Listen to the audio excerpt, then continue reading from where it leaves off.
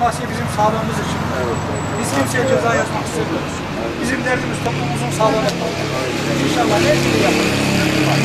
Tamam mı? Hayırlı işler diliyoruz. Kolay gelsin. Sağ olun. Hocam maske taktığınız için teşekkür ediyoruz.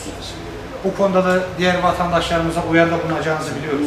Maskesiz buraya kimseyi almazsınız. Maskeniz var mı? Vatandaşa vereceğiniz. Maske sıkıntınız yok. Yaşamıyorsunuz değil mi? Bak başkanım. Daha maskesi olmayan bu kaçıncı belki de 20. dükkanımız. Evet.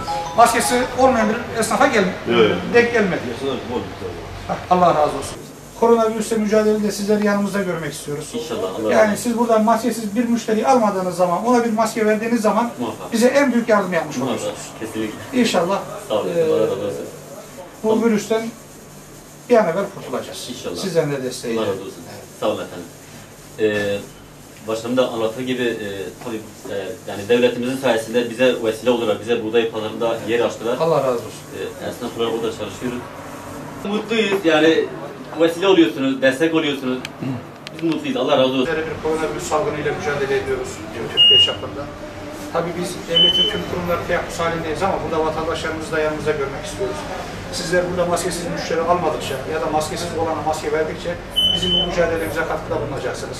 Sizlerden de bu konuda duyarlılık bekliyoruz. Maske taktığınız için ayrıca teşekkür ediyoruz. Bir sorunuz, bir sıkıntınız olursa hem benim hem Sayın Belediye Başkanımızın zaten kapısı açık. Bizlere ulaşabilirsiniz. Taziyelerimize ara verdik. Ondan sonra biz telefonla arayacağız, taziye ziyaretlerimizi ileteceğiz ya da mesaj atacağız. Taziyeye giderek daha fazla taziyeye sebep olmayacağız. Maskemizi takacağız, sosyal mesafemize özen göstereceğiz. Temizliğimize dikkat edeceğiz. Sizlerin de desteğiyle inşallah bu belayı yeneceğiz. Maskenizi de takmışsınız, teşekkür ediyoruz. Maskesiz müşteri alıyor musunuz? Almıyorlar, ne güzel. Bu maskeyi takıp içeri girdim. Maske takmadan mı vermiyor bir şey? Teşekkür ediyorum ben de duyarlılığınızdan dolayı. İçişleri Bakanlığımızın ve Şanlıurfa Valiliğimizin talimatlar doğrultusunda Hilvan'da devletimizin tüm kurumlarıyla beraber koronavirüs tedbirlerini yerinde denetledik. Bu denetime kaymakamlığımıza bağlı birimler başta olmak üzere Hilvan Belediye'mizin birimleri, sivil toplum kuruluşlarımız, odalarımızın temsilcileri katılmışlardır. Denetimimiz halen devam etmektedir. Allah'a şükürler olsun ki yapmış olduğumuz denetimlerde Hilvan halkımızın maske kullanımına özen gösterdiğini görmüş olduk. Bu bizde son derece memnuniyet yaratmıştır.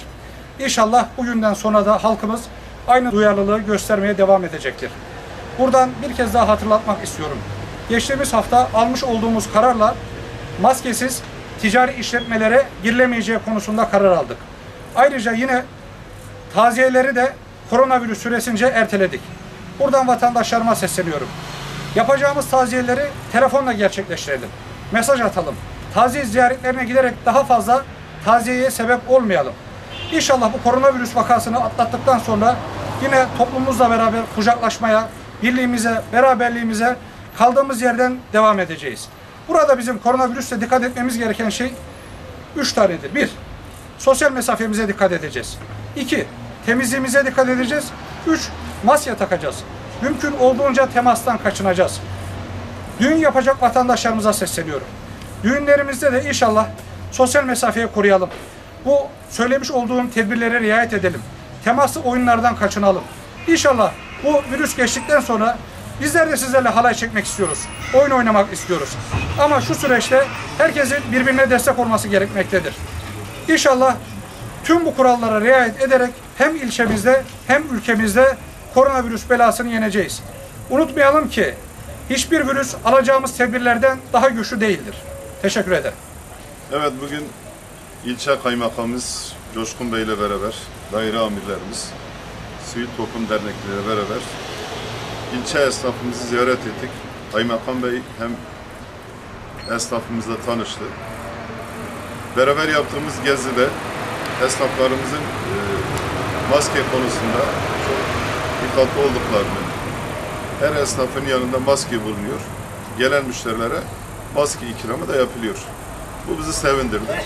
Gerçekten Hilvan'ın bu konuda hijyenik olması, maske konusunda dikkat etmeleri, fazla kalabalık ortamda bulunmamaları bizi sevindirdi.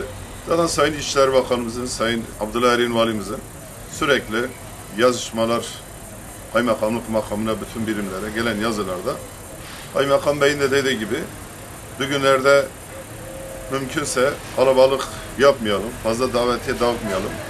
Taziyelerimizi zaten yapmıyoruz. İnşallah Cenab-ı Hak bu koronavirüs hastalığını önce Türkiye'mizde, İslam aleminde, daha sonra bütün dünyada bu bir hastalık gibi bunun geçmesini diliyoruz.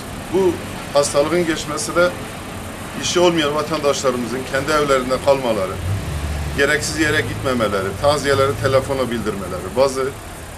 Bizim burada hani insani ilişkiler, dostluklar güçlüdür. Mümkünse telefonla dostlarımızı, yakınlarımızı arayalım. Hal hatırlarını soralım. İhtiyaçları varsa imkanlarımız dahilinde karşılayalım. Ben tekrar diyorum, dikkat edelim. Taziyeye giderken taziyeler çoğalmasın. Aynen.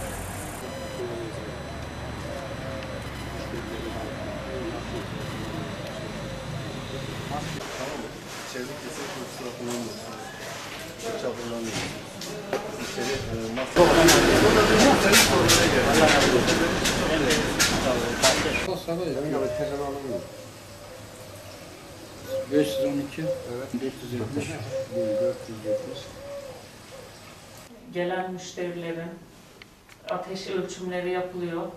Temizlik ve dezenfektan işlemleri her gün günlük olarak yapıyorsunuz. Yapan kişi yaptığına dair muhakkak imzalıyor, o sorumlu oluyor. Her türlü koşulda dikkat ediyorsunuz temizliğe. Maskeleri hiçbir zaman maskesiz gezmiyor bütün personel.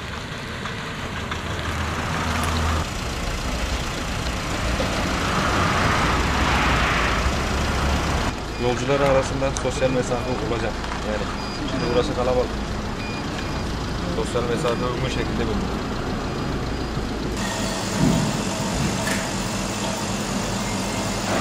Bunların tutaklısı çalışan herkes bu öneride maskesi takmak zorunda yani. Kahveler bir iş yaptığı esnada ellerini çıkarabilir yani. Yani bunun olmaması. Şu bıçaklarına kaldırın. Şunlar ortada olmayacak. Kesinlikle kusura falan kullanmayacaksınız ya. Merhaba.